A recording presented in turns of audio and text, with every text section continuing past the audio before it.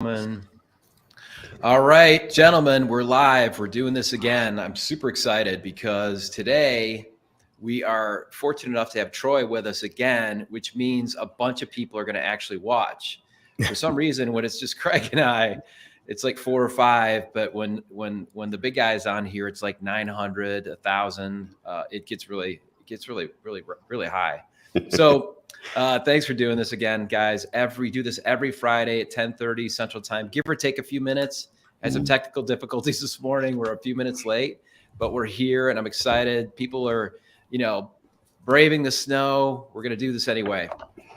So we have a few thoughts on a few topics today, and generally this is kind of industry specific conversation.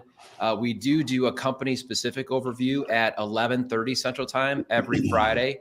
But this is just kind of shop talk, industry talk. And today I'd like to talk about business development. And business development means activity.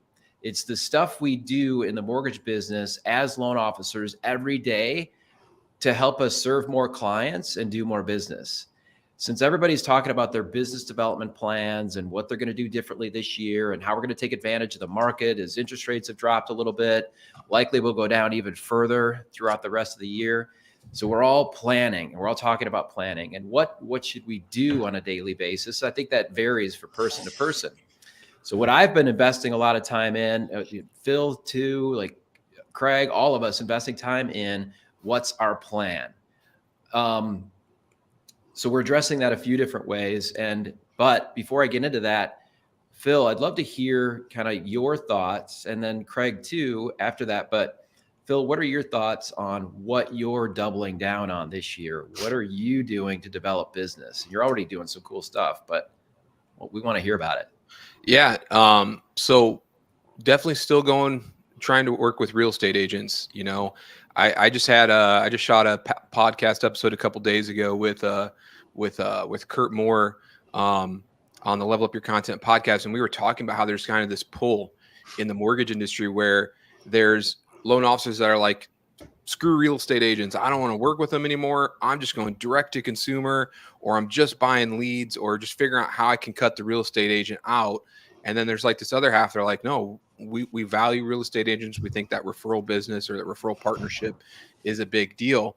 And then I'm on that side. Like, I believe in the real estate agent. I think that they quarterback the entire transaction. They have the shiny thing that people want. And so I think, you have to have them in your corner. And so that's just kind of what I'm doubling down on this year. It's what I've been really focused on the last 2 to 3 years is real estate agents. So again, social media, content, how can I be in front of more real estate agents and waking up every day, and how can I provide value to them? What can I provide to my real estate agent that's going to help me stand out against all of the other loan officers in my market?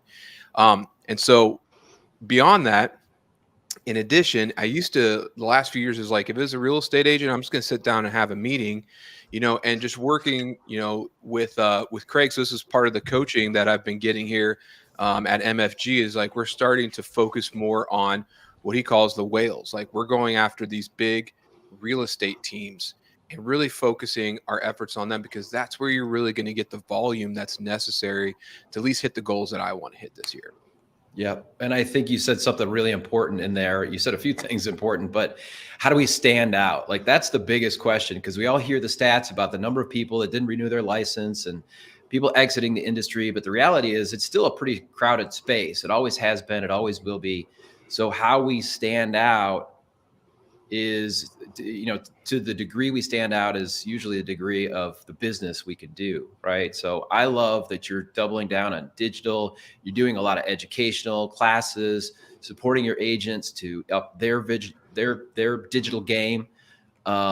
Craig, I know you're always, you're one of the hardest workers in the room, in every room. So I know you're working on a lot of cool stuff for this year too, not only for the team, but for your personal book.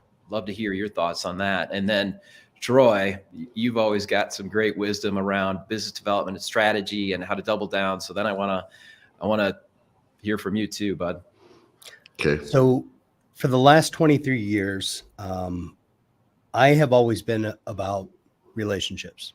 Yeah. And this is a relationship business. It doesn't matter, in my opinion, how you interact with people. It's always going to be about relationships. You can buy leads, you can, invest in Zillow, you can do this, you can do that. But at the end of the day, it's all about relationships, because eventually what happens is it's one-on-one conversations with clients, referral partners, insurance agents, attorneys, whatever it may be. And so I'm all about organic partnerships. And I have found that no matter what the market does, relationships will always outperform any type of lead source. And so if you invest time, energy, and effort into these partnerships, I don't really say referral partners. I call them partnerships because that's really what it is. Then everybody wins together. And, just going back to Phil, you and I have been working a lot of one-on-one as to how are we going to create these partnerships? What are we going to do to invest in these partnerships? And how are we going to strengthen these relationships with these partners? And I think we have really good game plans for how to go about doing that. It's really about being consistent with it, right? Creating the momentum, continuing to keep consistently reaching out to them. And I think that's the most important part about any type of relationship is if you really want to work with someone, you're going to be consistent about your communication with them. And as long as you're adding value and they're adding value to you, then it's a win-win for everybody. And so that's really what my focus has been every year, no matter what is going on in the industry, no matter what's going on in the markets. It's always about how can I strengthen these partnerships that I've created over 23 years? How can I add new partnerships into the mix? And how do we grow together? I love it. Partnerships. Well, I think a lot of loan officers, you talk about value, and I think that there's a big misunderstanding about what value really is. Like, what value can we really provide, right? And a lot of loan officers think, oh, well, it's just I can do fast closings, or we have this whatever system in our underwriting process. And I think that a lot of loan officers need to sit down and think about what that really means. What is the actual value you can provide to your real estate agent? And Brian, you brought it up earlier, like the thing that I personally have found that I'm good at, that I can leverage, is that I'm good at creating content and marketing and being on social media. And a lot of real estate agents struggle with that. So that's like my value piece. But Craig may have, his value may be, business planning. He may be able to offer insights to real estate agents to help them run or grow their business, better. Troy may have a completely different value set that would be able to offer to a real estate agent, and vice versa. And operations. I think that, there you go. And so I think a lot of loan officers you need to sit down and think about what makes you cool, right? What makes you different? What makes you cool to the real estate agent, and just try to dive more into that instead of just the same old spiel that your branch manager is telling you to do that maybe worked 25 years ago but doesn't work anymore. Phil, it's very interesting that you say that, because one of the things that I coach is I'll call up our loan officers randomly. I'll say, okay, what's your value proposition? Like if you don't know your value proposition like that, and you have to wait 30 seconds, a minute, 2 minutes, 3 minutes to formulate that, then you need to really work on that. You really need to focus on that, because you should always know what your value proposition is, just like that. Everybody should know exactly what it is. And if you don't, then you really need to look into your business, look into how you want to build it and what that value looks like. So it's great that you brought that up. Yeah, I love it.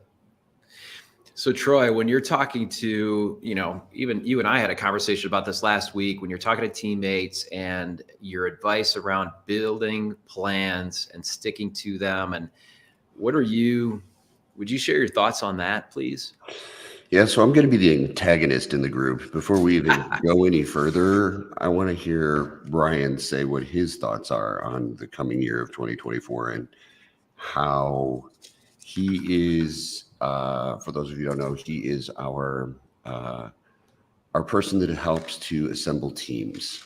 And he finds new people that are in alignment with the MFG way of being. So before I go off on my tangent and become the antagonist in the group, What are you doing? Like, what are your?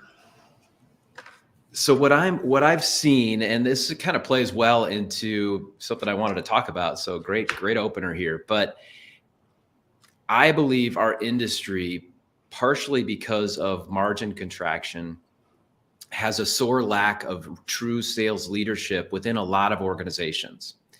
So we have this void in the overall industry that sales leadership at most companies is not doing the coaching and support for our loan officers.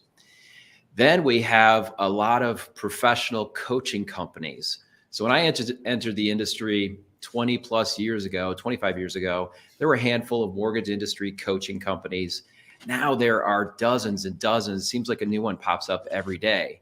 And most of them do a fine job, but I find that the loan officers are struggling a little bit. The average loan officer struggles a little bit to come up with or to justify the several $100s a month, or in some cases, several $1,000s a month to bring on a coach.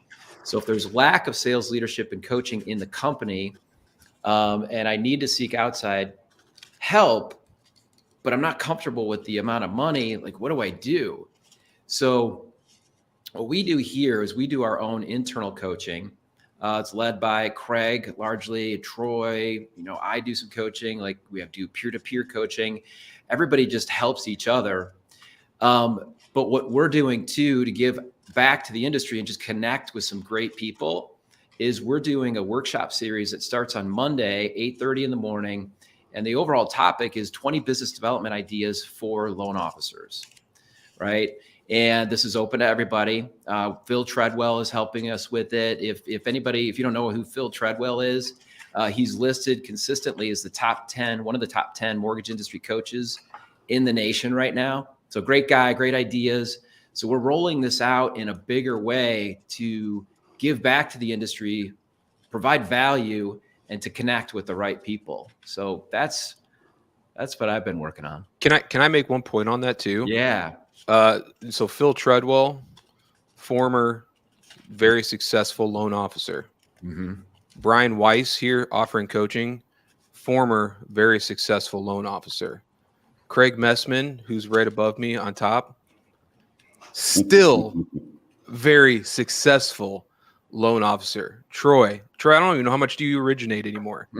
I don't originate anymore. Former successful loan officer. And I think that is a huge piece, is just you guys have receipts, right? As the kids say. And I think a lot of times, and that's a huge piece right here, right now. The fact that Craig he's the head of our coaching, he still originates, and he still crushes it. So basically every time we have a coaching call, I'm hanging on every word he says, because he's actually doing these things right now. Like they work.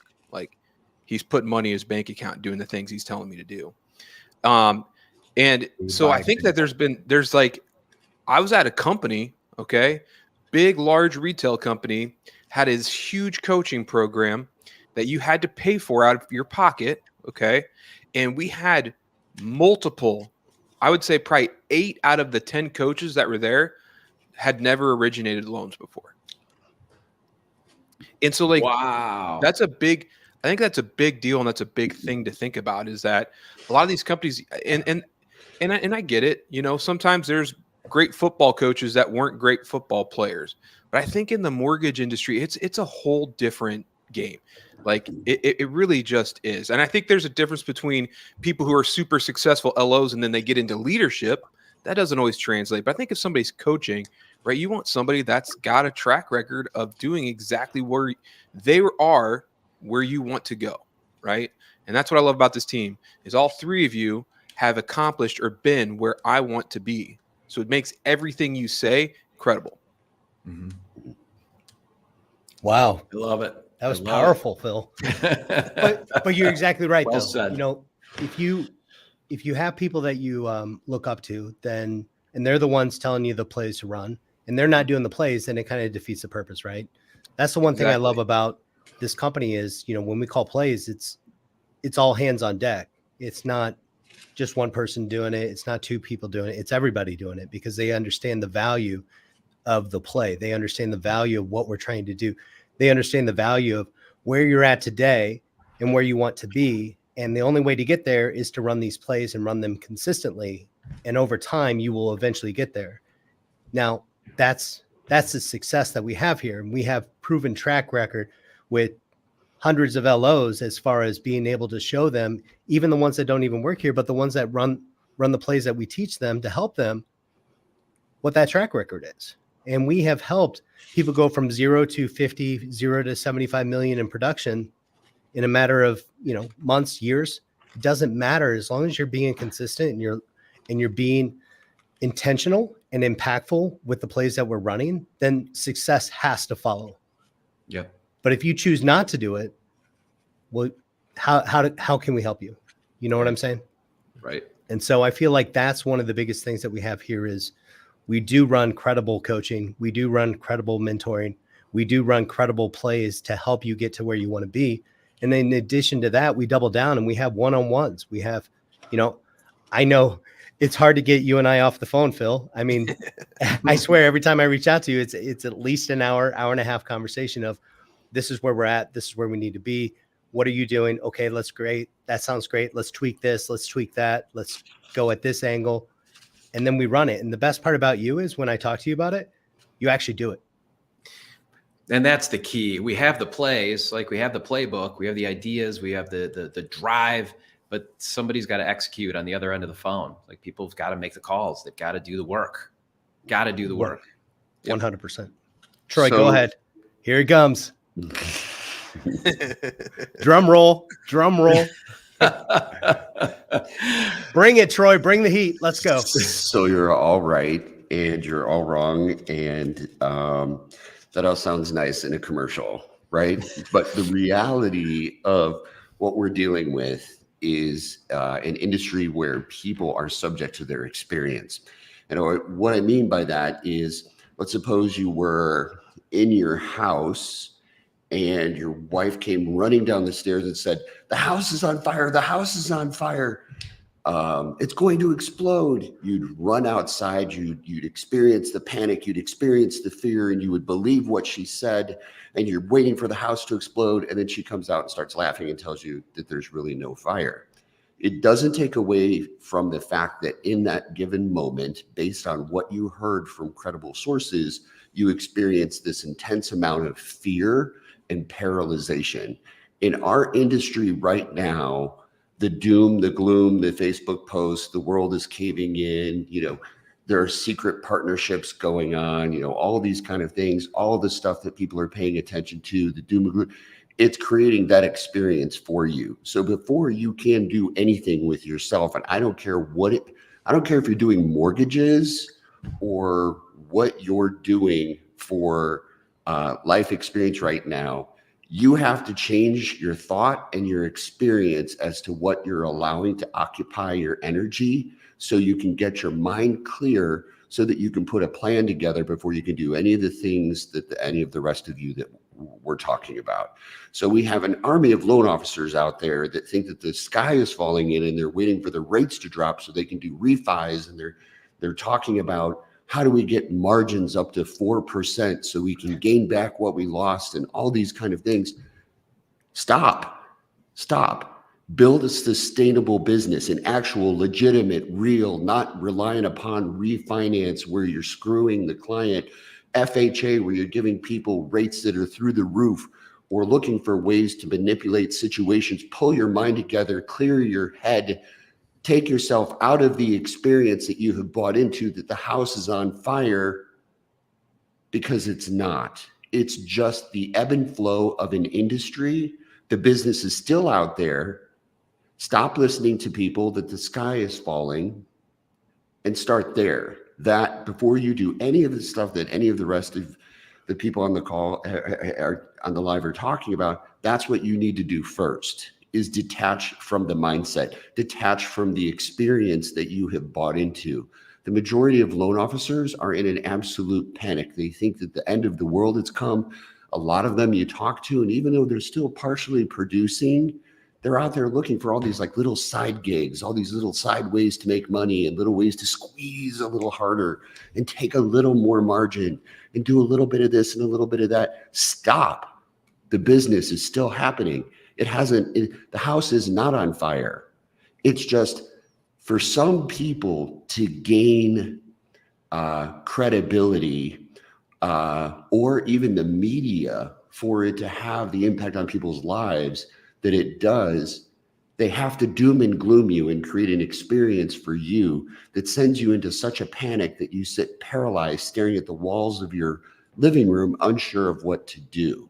So then you hire coaches who charge you thousands of dollars to give you things to do that you could very simply sit down with a piece of paper and figure out all by yourself, right?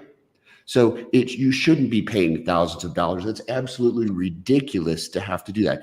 To work at a company, especially some of these retail companies where their margins are so large and then they're going to charge you for coaching, is an absolute insult to the team. Can you think of any business? Do you think IBM, when it sends its management team somewhere to do something, do you think they charge their people for coaching?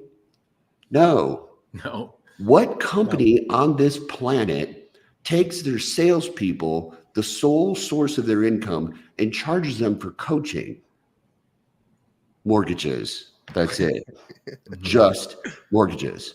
So first, you got to clear yourself of the experience. Then you got to step away and realize the majority of the companies out there that are doing that kind of thing are really just looking to stick a straw in you and treat you like you're a juice box and drain you for as much as they possibly can. So they got to go too. Your place in the experience has to go, and you have to realize that there is still business happening. You just have to revamp how you're going towards it and keep doing the work every day. Then you have to realize you have to align yourself with people that are going to be there for you and get away from the people that are going to treat you like a juice box and move that aside. And once you do those things, the next thing you have to do is you have to have an idea of where you want to be a year from now. You can't just say, Phil, what are you going to focus on this year? I'm going to double down on social media. Okay. Well, what does that mean? And what are the other 8 things that you're going to do? So we need to put together a comprehensive business plan, not one that you do 8 minutes before you have a mentor call with Craig where you're trying to rifle through it and sipping your coffee and rifling through it. One where you actually realize money is the physical manifestation of the energy of security. And there isn't a person out there that couldn't use more money in their life coming from the thing that they do for a living. And the only way you're going to get to that is if you actually spend the time to sit down and put together a comprehensive plan that views the whole year and maps out all these separate channels that you can draw business from. And then you find ways that you can tie them together. And that's what a mentor should be. And you shouldn't be charged for that stuff. It's not something you should be paying for. Because my question then would be, all right, some of these companies, they crack me up. Even some of the newer ones that, Z Mortgage, let's just call it that. You got to pay for your processing. You got to pay for coaching. You got to pay for breathing. Credit reports, tech stack. You got to pay to come through the front door. You got to pay. You got to pay to park. So what is it that the portion of the actual transaction that, like, what is it? They're part of the trend. Like, what are you actually getting for it? That's not even a business model. That's theft. That's not even a business model. That's just taking from you. So the first thing you need to do, clear the experience. You're going to see what you want to see, right? That's the first thing you need to do. The second thing you need to do is you need to realize there is business out there. Then you got to align yourself with people that are going to help you find it, which should be mentoring, which you shouldn't have to pay for. Then you take that comprehensive plan and all the stuff that each one of you talked about, you sit down and you actually spend time creating a comprehensive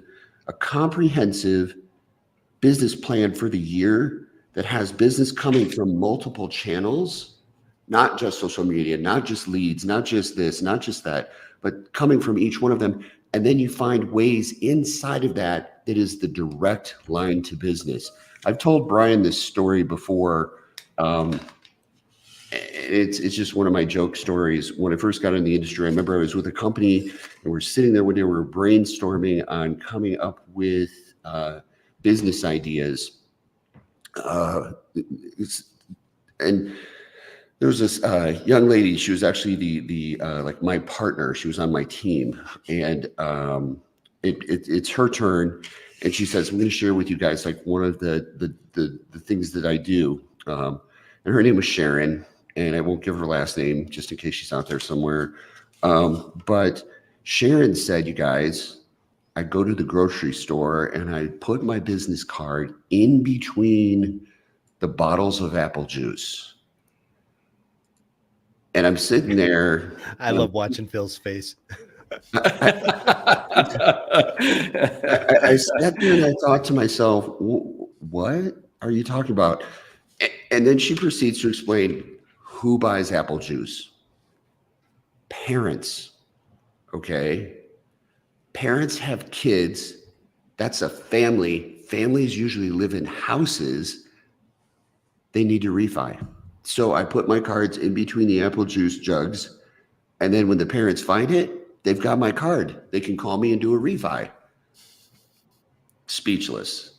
Phil, you realize you're going to do a podcast on this, aren't you? It was at that moment. It was at that moment in my life that I learned the concept of what's the direct line to business. Anything and everything that's on your business plan, when we talk about all these separate channels, once you clear your mindset of the experience that the house is on fire, once you align yourself with people that are now, if you want me to describe our company, it's that it's now. We're right now. We're now. We're here every single day of the week. We're now. You can reach any of us anytime. We're now. We're present. We're here for our people. We're now. The next thing of that business plan has to be multi-channeled. It has to have a direct line of business inside of each one of those. Phil, you can do content until you fall over in your chair from talking to that microphone. But if the stuff that you're creating is not direct line to business content, you're wasting your time. And that's where the mentoring merges with coaching to help you design and get feedback that isn't just, giving you credit for having done it, which is a huge waste of time and an illusion to begin with, but actually says to you, no, that doesn't sound like a direct line to business. What are you doing there? Like, slant it this way.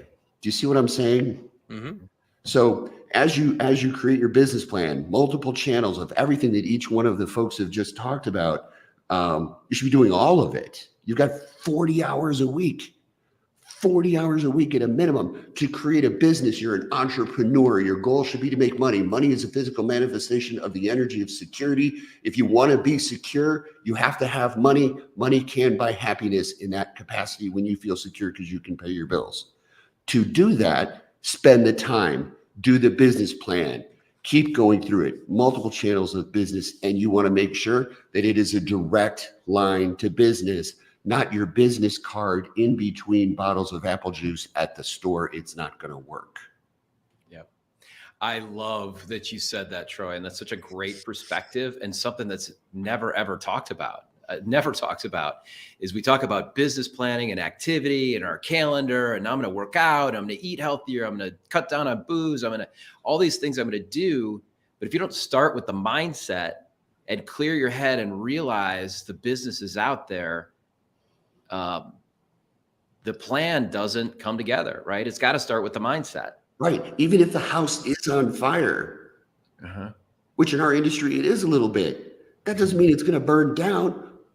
Pull yourself together, map it out, find your direct lines to business, work with your mentors, learn about social media, watch social media, listen to social media, put yourself into social media. Don't sit at home and think that some coach is going to give you some kind of play written out on a piece of paper. Because if you won't take the time to invest in yourself and work with a mentor like Craig or Phil or someone else that's going to take the time to walk you through, help you learn about how to do something, and then you're going to find your direct line to business doing it,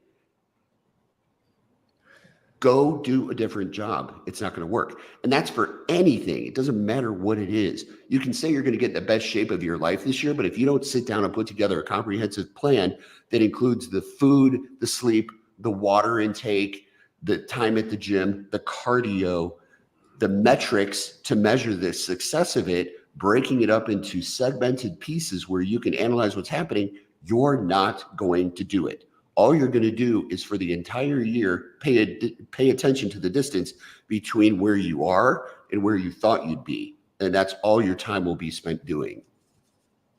It's interesting that you say that, Troy, because, you know, in our business plans, we talk about the direct line of business, right? And we think about, we have our loan officers think about what is the direct line to business. And, you know, it's pretty simple. You create a business plan that details out the direct line of business that you want to go after. And then when you go after it, it increases your volume, right? And then volume cures everything else. You know, so many people are like, well, I'm only closing $500,000 a month. Well, what if we could double that? What if we could triple it? What if we could quadruple it? But you have to have direct lines of business. You know, Phil, since you've came on board, we've talked about direct lines of business. We've talked about doubling down on several different areas in your business that you already do well. It's about doing them amazing now, right? And then we talk about how we're going to increase that volume. Who are we going to go after? What does that ideal partnership look like? And then we talk about from that, how do we continue to add value, continue to show that you're the expert, that you are the person that they should be reaching out to, not 1 out of 5 times, but 5 out of 5 times. And so that's what I really appreciate in everything that you're doing is you're implementing everything that we're talking about, and your business is going to explode in 2024. And I'm super excited. I would love to hear your guys' perspective on what you think are the most productive direct lines to business. Like, we're talking about business plans and all this stuff. Like, what do you guys think, like, are the top 5? Like, these are the things that we love, we think are just working. I'd point back to Craig's comment about relationships with partners that talk to buyers, right? That's generally real estate agents, but it's also builders and financial advisors. If rates are dropping this year, financial advisors are going to be especially an amazing referral source. They're always a great referral source, one that's often overlooked, but in this coming year, as rates come down, they're going to be an amazing referral source. So I think of 2 things. I think of myself being the hub Mm-hmm. of a wheel, right? And if we have 50 spokes around that hub, those are all 50 different referral partners that I'm working with, right? Referrals come in, referrals go out, referrals come in, referrals go out. And I continue to try and expand that hub as big as I possibly can and put as many spokes in that as possible. Then I think about the money tree, right? Well, if I do a really good job for this person because of volume, I focus on volume. I don't focus on transactions. I focus on volume. Then my goal is to get another 2 to 3 referrals from that one transaction. And then my goal is to work with that buyer's agent, that listing agent, and really get them to, you know, continue to become a spoke in that hub. And then also they're going to refer, which then creates another 1 or 2 branches on the money tree. So I have two things I'm working off. I'm working off the spokes in the hub, and then I'm working off the money tree, which is how many branches can I create? How many different revenue sources can I create from those branches? And then how many spokes can I put within that hub to really continue to keep building my business? And I found that, you know, the bigger the sphere gets, obviously the more transactions that you're going to do, the more volume that you're going to create, which then generates more referral partners, referral sources, referrals from the transactions and the experiences that the clients have, you know, had with you. And so I look at things from a little bit different perspective than most. You know, there's a lot of loan officers that we've talked to that, you know, the first question they ask is, how much margin can I make on these transactions? How much margin can I make on conventional loans? How much margin can I make on FHA? And I'm always of the mindset, volume cures everything. So I would rather have the volume and get the 2 or 3 more referrals and have that agent experience me another time than to work on one transaction and then look around trying to figure out where's the next transaction going to come from. Especially in today's climate, right? Where customers are so savvy that they're going to find the best, they're going to look for the best rate anyway. So let's capture the business, give them a great interest rate, knowing that we've developed a reputation around giving great rates and giving great service. This whole notion of advice over price and you know, the things that they used to say many years ago in the industry to get our minds off of the fact that our company's interest rates stink. It's like provide a good rate out of the gate, earn trust with the client because of that, and then do a great job executing. It's the 1-2 punch that MFG provides, I believe. It's always been it's either or. You can't. Yeah. It's either you're going to get a low rate or you're going to get incredible service. Like it's in the industry, at least one section of the industry, it's never been both, right? It's always you had to figure out. And what's great about here is you can do both. Yes. Right. Yes. Phil, but to go back to your question, I would say number one is building relationships. Number two is creating networking groups. You know, when I start with a new agent, I think about, okay, so who's your preferred attorney? Who's your preferred insurance agent? Who's your preferred CPA? Who's your preferred, you know, whatever it may be. And I create these little hubs of people. So that's kind of like like a networking group for each individual one of these hubs. And then I think about, okay, networking events, right? Co-hosting networking events, bringing people in, bringing new ideas, new people into the sphere or those hubs. And so those are the three things that I do. I build relationships organically. I create networking hubs, and then I do networking events. When you create those networking hubs, what activity or action are you doing? Are you gathering those names from the agent and then just calling people and introducing yourself? Are you emailing them, texting them, or just contacting them? Are you getting together for coffee, or what are you doing there? So great question. When it comes to creating these hubs, I always like to have warm introductions, right? I don't want to just, hey, Phil, you don't know me, but you know, how's everything going? Yeah. You know, I want to have those organic, warm introductions from the referral partner that is going to introduce me. And then from there, I start to build those relationships. And then we'll meet for coffee, we'll do lunch, but we're really trying to work together to create that synergy and that organic relationship. And the stronger that organic relationship is, the more business that you're going to do, the happier the clientele is going to be, because it's all about experience, in my opinion. And the more you're in alignment with those referral partners, the easier things go. Because if there's a problem, nobody's throwing you under the bus. We're thumb pointing, right? It's my problem. Even though it's Phil's problem, it was my problem. We're fighting over who's going to throw themselves under the bus rather than trying to point the finger at everybody else but yourself. And so those are the relationships that I like. And so by creating those, it strengthens that inner hub with that agent or that referral partner. And as you continue to build that hub out, you're building this hub out over here, this hub out over here, this hub out over here. But I've always found I like to do the triangle approach. My triangle approach is a 2-to-1 ratio, right? So agent, loan officer, client, 2-to-1, right? Or insurance, loan officer, client, 2-to-1. Or attorney, loan officer, client, 2-to-1.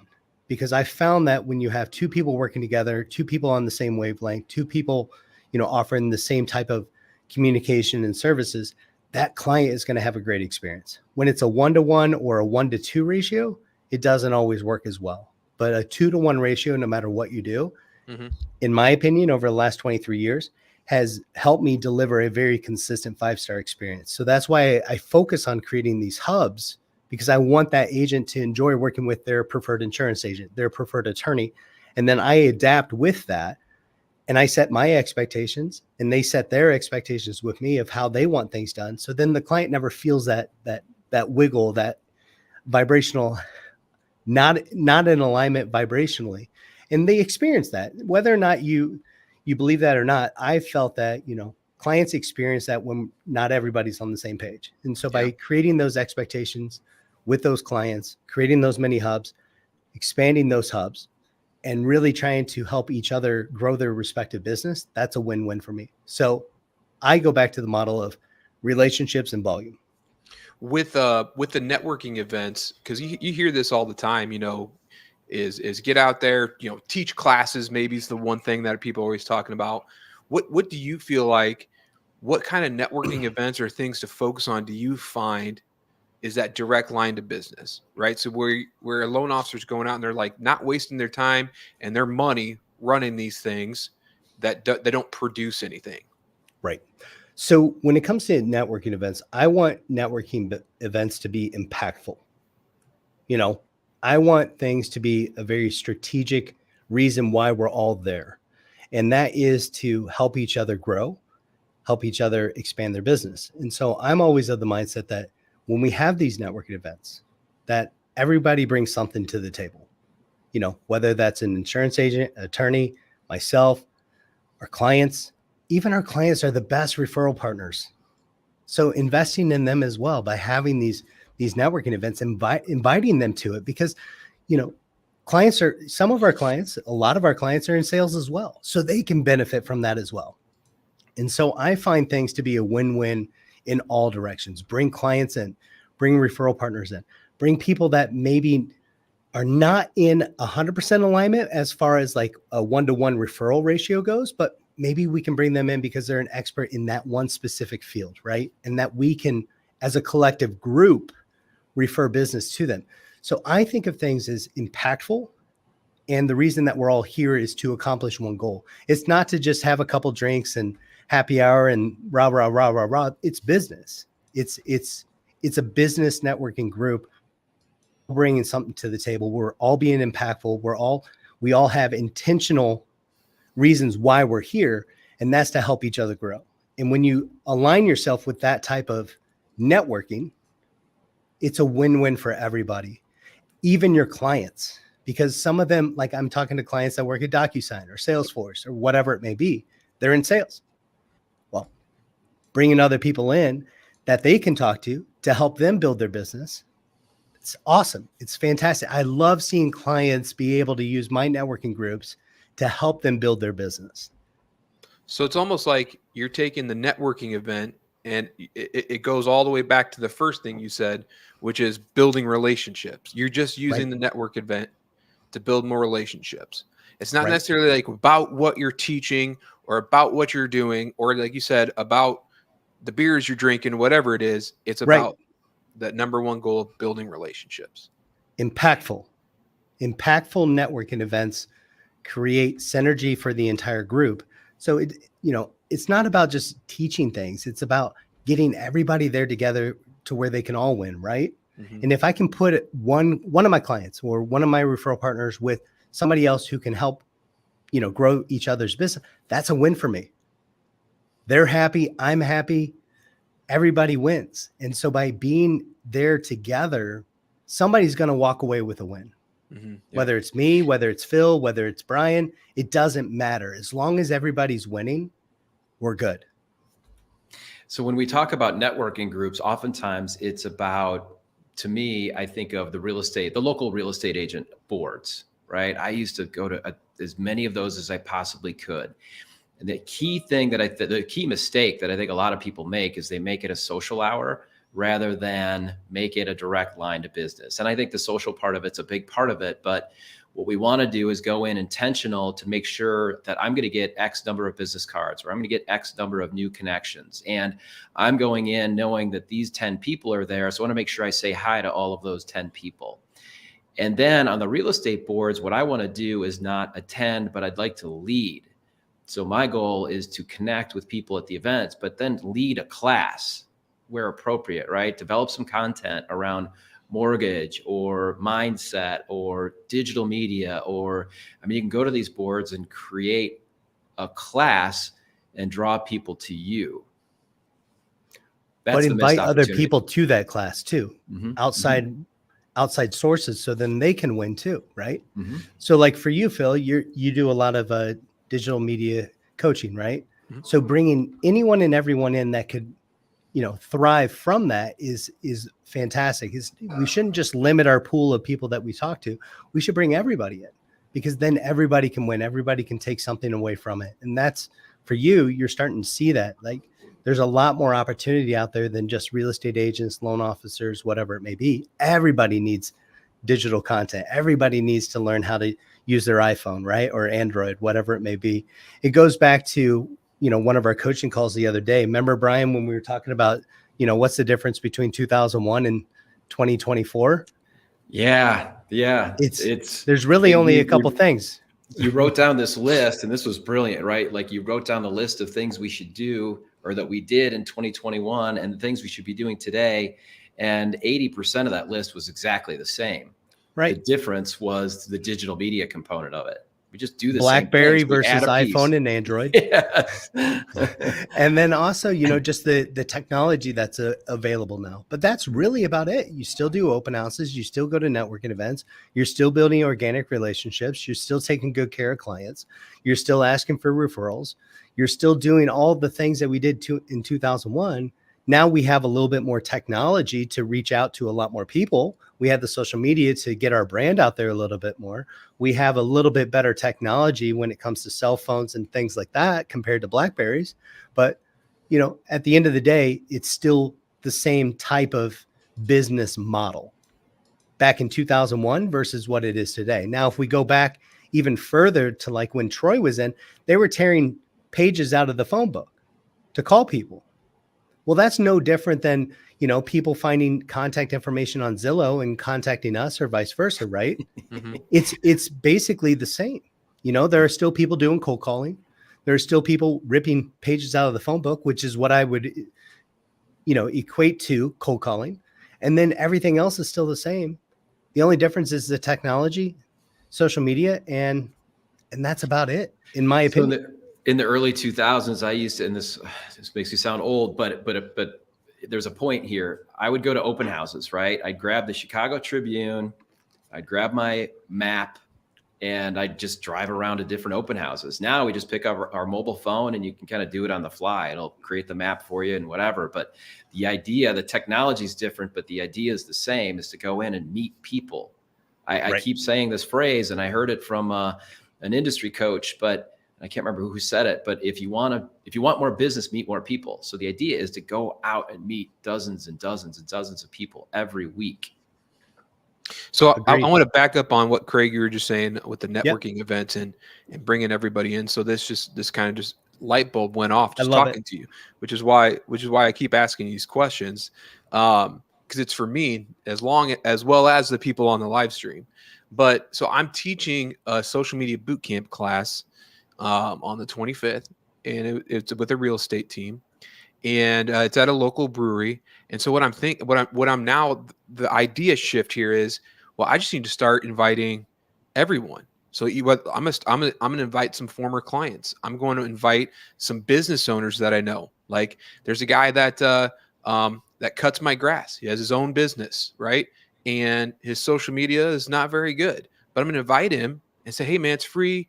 Come have a beer, just learn about social media. It's just something, I do for the community. And what's going to be great about that is that my real estate agents that are going to be there, they're going to get a chance to connect with this business owner. And now, just like you said, Craig, is now you're helping them network with people they can do business with. Right. And that's just a completely radical shift in these events that I've been doing. So that's going to be something that I'm going to implement today. And then That's you can that's also a have brilliant clients- strategy. You can also have the real estate agents bring some of their clients who are in sales that could level up on their digital marketing as well. Like you should expand it out to anyone and everyone who could see a benefit from this, because you may walk away with, a couple wins, but maybe that person that, does the lawn care, maybe they have 10 or 20 new contacts that wouldn't have happened if it weren't for you. Mm-hmm. I was just going to say business owners know home buyers too, right? It doesn't have to be specific to real estate agents. I love that you're doing that. So I have to at 11:30. So in about 6 minutes, I'm doing the MFG overview. So if anybody that's watching this wants to attend that too, please do. Why But MFG? we'll have to wrap this up. But that's the point though. We want to add our services and provide for other loan officers as well to help them find their next, to help them grow. And I think, having these discovery calls about why MFG is very important. I mean, Phil, there's a reason why you came here, and you're starting to see that reason, and it makes you feel that even more confident in why you joined. It's because we're here to truly help you build your business. There is no agenda behind it. There is nothing behind it other than we want to see you succeed. And we talk all the time. We invest in you just like you invest in us. And it's a great partnership because we want to see you succeed. That's it. Yeah. That's all we care about. And so I think for you, I feel like you've made a very confident decision, not only for yourself, but for your family. And now it's really about taking all the things that we talk about every day and applying it to your business. Yep. And it's not like we don't go a day without talking, right? No, no, So- 100%. I mean, either one or you or Troy will message me at 11 o'clock at night, all the way till Brian's I've learned- messaging me at 5:30 in the morning. So, I mean, it's not only every day, but it's It's nonstop. I like to cover. I like to think we cover all three shifts between Yes. between the three of Yes. us. It's all three shifts. But, And I've, by the way, I've learned to turn off my notifications when I go to sleep, and I go to sleep early. It's embarrassing. I'm not going to say the number. Grandpa but I Brian turn goes off- to bed at like what, 4:30 or 5? No, it's not that early. I was here until 9:30 last night. go- That's rare, but I he was. goes here to till bed at 9:30 8, last but he night. wakes up at midnight and 2 because he's got to pee. So, Yeah. Grandpa. Well, thanks for joining today, guys. It's been super All fun. right. See you guys. right, Have a great yeah. day. Bye.